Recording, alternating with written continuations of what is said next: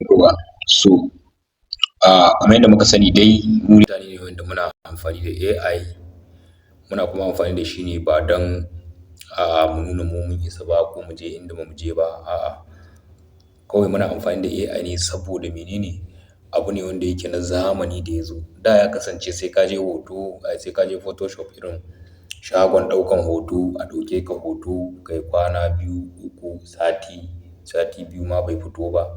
Da in za ka yi takardar aure, katin aure sai ka je gurin 'yan printing da sauransu. So, zamani, Allah mai zamani, times goes on haka kawai sai abubuwa suka shigo. Abubuwa suka shigo na zamani kuma abun nan za ka iya, ni ma na iya, kai ma za ka iya, ke ma za ki iya. So, kuma abun nan ba laifi ba ne. Za ka iya tallata kasuwancinka, za ka iya tallata duk wani abun da kake yi, za ka iya tallata shi ta wannan hanya na AI ba ma sai ka sa hotonka ba. Kamar mu da muka ce matanmu ba mu son su yi aikin ofis da sauransu saboda cuɗanya da maza. Haka ne gaskiya. Duk namiji yana son kishi, ana son kishi abu ne mai kyau. So, kun ga kenan wannan hanya ce wanda yake mu ya kamata ma a ce wannan mu musulmai mun riƙe wannan abun sosai. Saboda mace tana gida za ta iya sana'arta, za ta iya yin abubuwa daban-daban, za ta iya yin kasuwanci, ta yi importing ɗin kaya daga China, ta kawo shi Najeriya kuma ta samu riba ba tare da ta je kasuwa ba. To ashe wannan Alhamdulillah. So in short dai kawai kada in cika mu da surutu. Kai tsaye yanzu bara mu je mu yi wani picture kamar yadda muke koyarwa. So abin da nake so kai ma in ka kalla ko kana bibiya na, kai mabiyina ne kana kallo. So ba wai ina yi don in burge ka ba ne. Ba ina yi don in burge ka ba ne. Ni ba ma wani isasshe ba ne, ba kuɗi garan ba, ba kyau garan ba. A'a, wannan dai hanya ce wanda muka ga ilimi ne.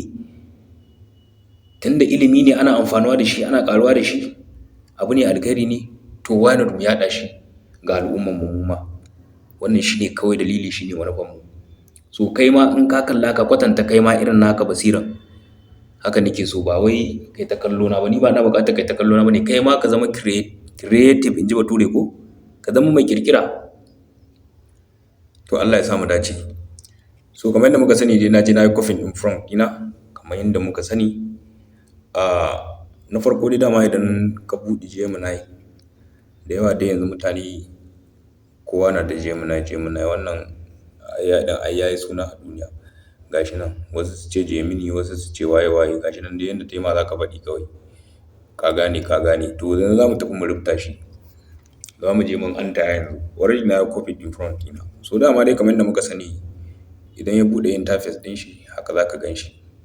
So Gemini ana amfani shi ma da shi a yi waƙa. Zan yi bidiyo a kai insha Allah. Ga shi nan. To yanzu dai kai tsaye za mu tafi ne mu je nan za mu taɓa saboda za mu je mu ɗauko hoton da za mu sa.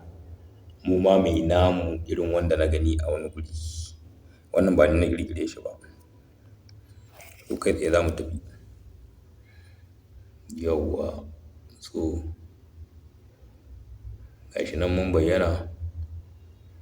Za mu je mu duba mu ma wanda za mu ɗauka mu sa.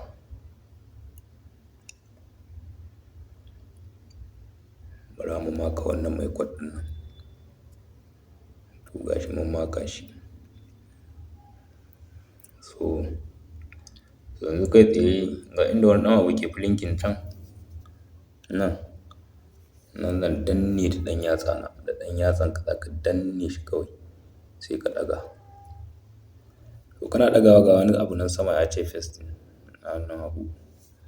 Ga shi nan. So sai ka taɓa shi. Kana taɓa shi to rubutun nan da ka kwafo kun ga gashi ya bayyana. Ka tsaya ka duba in akwai wani abun da bai ma ba ko an sa suna sai ka canza. Amma wannan ba suna ba wani abu.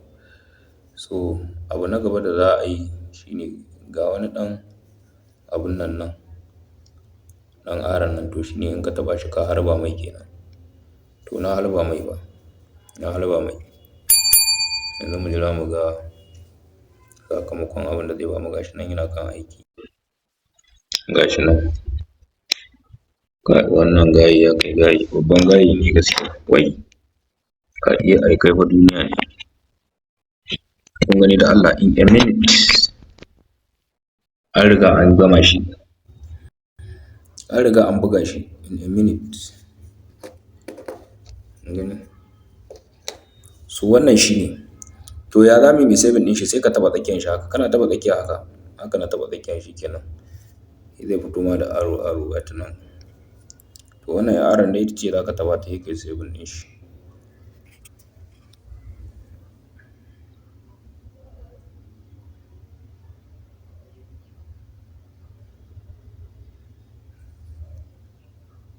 Kai saving ɗin shi gashi nan. To abu na gaba yanzu muna son wannan, akwai wani ɗan watermark gashi nan. Ina zuwa tukunna.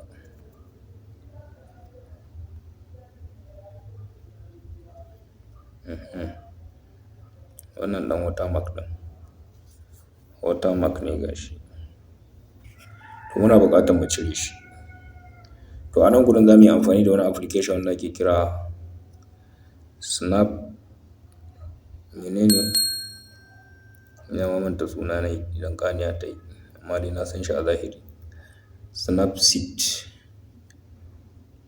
To gashi nan shi kuma za ka je Google Play Store ka ɗauko shi. Mai Android kuma ka san inda za ka je. So za mu tafi mu buɗe shi. Idan muka taɓa shi haka zai buɗe maka. Abu na gaba da za ka yi sai ka taɓa nan gurin.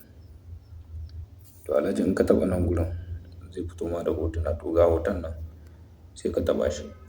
Inda ya rubuta ma done kawai sai ka taɓa done. To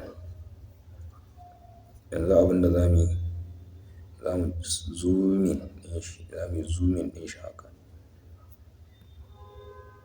Yawwa. To ga wani guri nan da aka ce tools, tools sai ka taɓa shi. Ga inda aka rubuta hailing wannan sai ka taɓa shi. To sai ka sa ɗan yatsanka sai ka taɓa shi haka. Shi kenan. So sai ka zo sai ka taɓa nan gurin. Sai ka zo sai ka taɓa export. Sai ka taɓa saving. Shi kenan, the deal is done. Hoto yanzu ya bayyana. Gani yanzu ba watermark. So wannan shi ne yanda za ka yi ka ƙirƙire shi. Abu ne mai sauƙi, kai ma sai ka je kai posting. Saboda yanzu inda za ka ga wannan na yi posting sai ka kwafe shi. Ko kai screenshot ko kai saving ɗin shi ka je kai posting ba zai ma aiki ba. Shi ne ake flagging ɗin account ɗin mutum. Ba za a biya ka ba saboda Facebook ba za su biya ni ba kuma su biya ka saboda algorithm yana ganin duk wanda ya posting ya san a inda ya posting, ya san na wani account.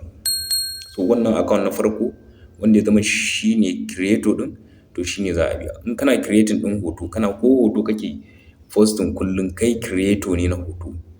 Kai ma content creator ne. To za a biya ka. Haka in kana yin na bidiyo za a biya ka. Haka in rubutu kake yi za a biya ka. In ka kai lokacin da za a biya ka.